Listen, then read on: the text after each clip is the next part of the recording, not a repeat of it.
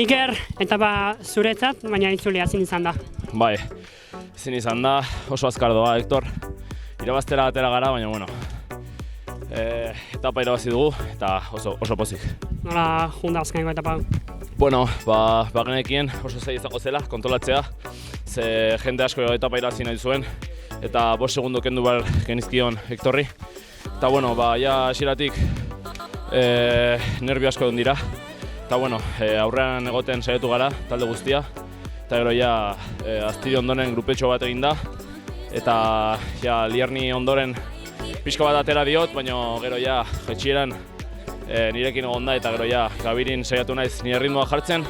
Ezin izan dut bera kendu gurpiletik eta gero ja Gabiran bera saiatu dut nire azken bala eta nirekin etorri da eta ja esprinta irabazi diot. Esprinta irabazi duzu, nahiko lasai izan da esprinta. Ez dakit malda honetan nire izenek 5 segundu horiek berreskuratzen saiatzeko azken erasoa gotatzeko azken malda honetan. Bueno, saiatu gara, dena eman dut eta ezin izan da, baina esan duan bezala.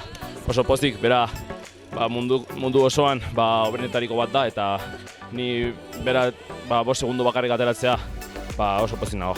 Zorionak. Eskerrik asko.